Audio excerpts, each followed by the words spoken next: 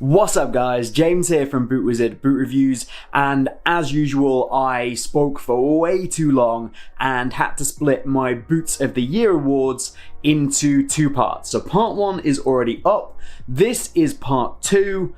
I'll be honest with you, I'm pretty confident this is going to end up with a part 3 as well. So we'll just get on with it. Like the video, get subscribed, comment down below the awards you agree and disagree with, what would your winners be, and let's jump straight into the first award of part 2 for BootWizard's 2020 Boot of the Year Awards.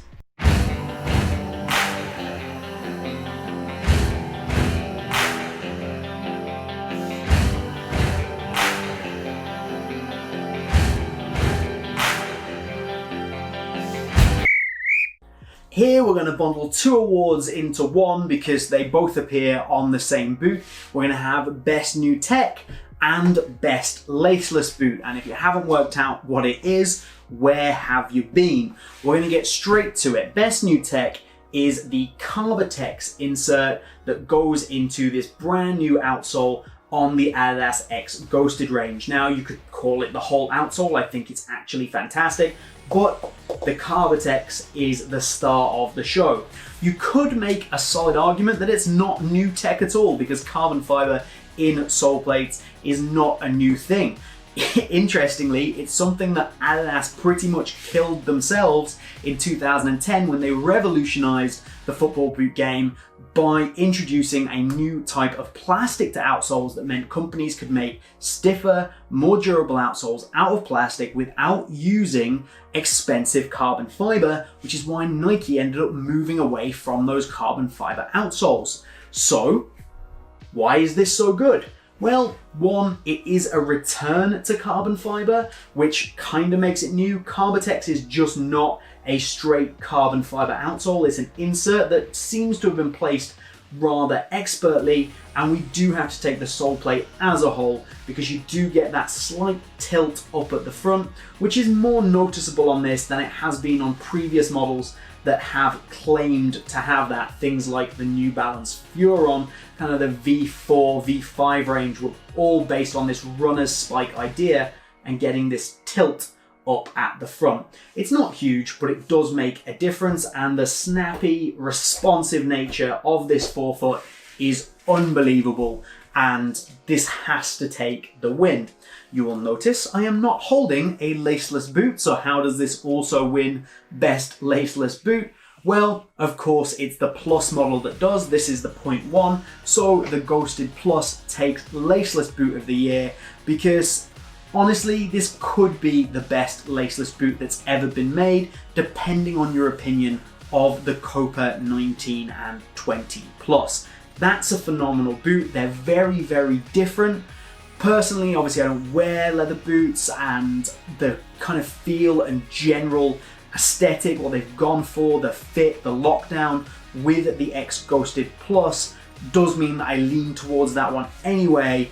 But for this year, there is no competition. That is by far the best laceless boot on the market, X Ghosted Plus. So it's a double win for the Ghosted line. Does that mean it's going to take Boot of the Year? Get subscribed and you'll find out.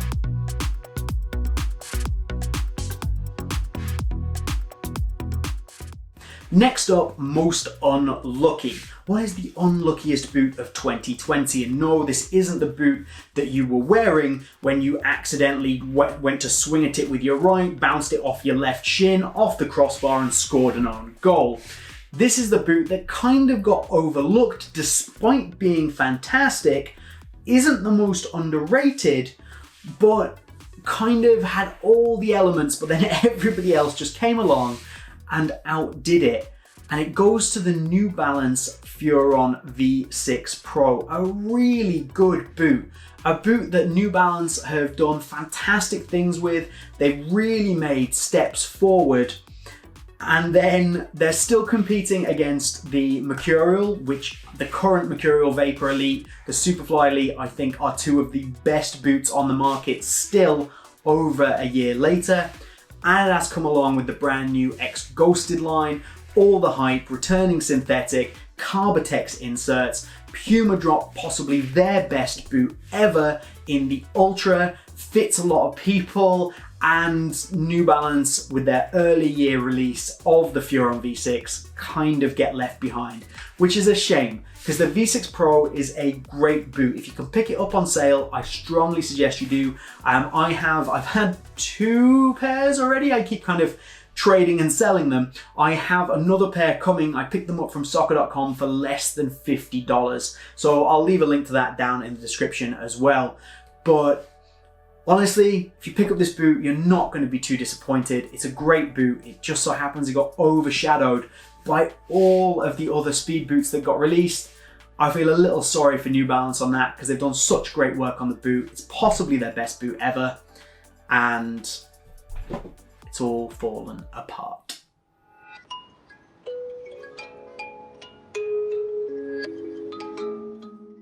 Okay, strong chance that I'm gonna have to rename this the probably gonna upset some people award. This is the overhyped award for 2020. The boot that I think got all of the attention, all the hype, everybody was behind it, so many people were saying how good it was or how great it looked or etc, etc. And in my opinion, is not as good performance-wise as everyone says, has issues that keep getting overlooked. If you followed the channel for the year, you know what I'm talking about. Please don't shout at me. It's the Adidas Predator, specifically the 20 Plus, but I am happy to go out on a limb here and include the 20.1 and the 20.1 low in this category. I just don't think this is as good as everybody's making it out to be. Yes, it's a step in the right direction. Those demon skin spikes are a lovely addition. They do make a difference on the ball, and in terms of a striking element, these absolutely do bring it back for Adidas. Okay, the mid-cut collar, it's not that bad, but you could question it for sure, the logic and why. You get rid of that on the low, fantastic. The low looks like a decent boot, especially in some of those earlier colorways. But the fit's wrong. The spikes on the Plus particularly, they are not designed to give you any particular benefit other than just to be there and be rubbery. They squeak when they get wet, that's annoying. But I just think that everybody came out and basically lauded this boot, and particularly the 20.1 low, while overlooking a lot of the problems that they face, particularly with regards to fit and shape. Now, we're expecting a brand new Predator anytime soon, probably within the next month, and I'm expecting big things again. I'm expecting them to keep the same template, but maybe make some adjustments, and I would love to see them just make an adjustment to the shape, something that isn't so narrow through the midfoot and so roomy in the toe box. It just doesn't make sense to me. I'm really sorry. Look, I've definitely upset some people here. I know there's a lot of pred heads out there that really like these. It's definitely a step in the right direction. I just think it got too much attention for all of the good things, and in the end ended up overhyped. I've got to say, well done to the designers for at least pushing the Predator in the right direction, and because of this boot, I'm now super excited about what comes next and what we might get with the Predator 21, but I'm not going to say anymore. The next generation of Predator.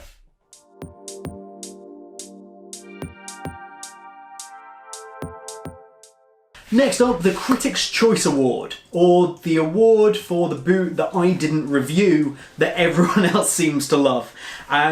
This is obviously going to go to a Mizuno boot. So if you don't know, the Boot Wizard, we don't review leather boots on the channel.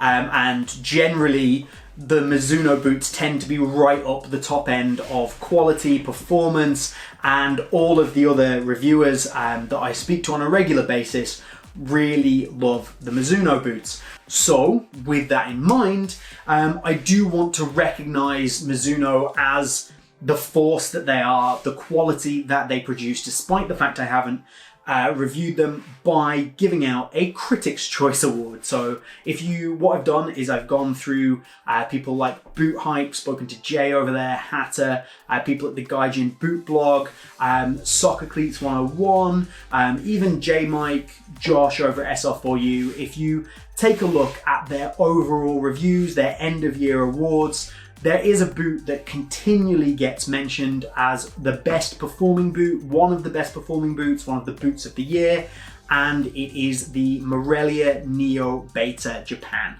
So yes, it's a very expensive boot, but it definitely deserves a shout out. We're not going to completely forget that these boots exist just because I didn't review them.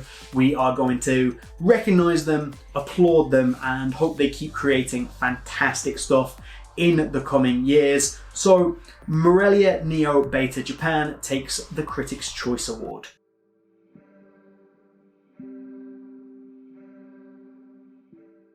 Next we have what I've decided to call and introduce the Nemesis Award. Again, if you follow the channel regularly, you know that I am a huge fan of the Adidas Nemesis 19.1. It's pretty much my favorite boot to wear, and with that, I'm like the only person in the world that loves the boot this much. So the Nemesis Award is the award for the boot that I really liked this year and nobody else did, or at least none of the other reviewers that I know really kind of got behind it. None of my friends really enjoyed it, or if they did, they were kind of in between. There was problems, and I just kind of went with it, really enjoyed the boot. And this year, I'm kind of surprised with the boot that I had to go with, because I really do like it, and I was surprised to find that so many other people had some issues, particularly heel issues with the boot. Check out my review, see what you think, let me know what you think, but it's going to the Phantom GT Elite. This is of course the Scorpion, which could be well in for an award of best looking boot or best limited edition boot or just fantastic boot. Look at it, it's phenomenal. But I really like this boot. It fits me pretty well. There is definitely a little bit of excess material on the inside here. Yes, the last could probably use a little tweaking, and yes, it's fairly simple and it's fairly straightforward in that it gives a lot of the Vapor vibes, but just designed to be a bit more comfortable and suit those people with wider feet. There's nothing really wrong with that. That makes for a really, really good football boot in my opinion. This is one I really like. It's one that many of my friends have bought and even sold again, but the Wizard approves it. So what are you gonna do? This is my nemesis for this year, the Phantom GT Elite. Definitely a keeper for me, maybe not for everyone.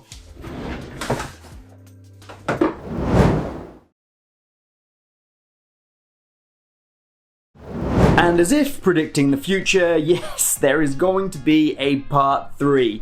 This is part 2. I hope you have enjoyed it. Get subscribed to pick up part 3. Remember to like the video and comment down below all of the things you disagreed with me on. I'll just keep editing. I will see you all very soon for part 3.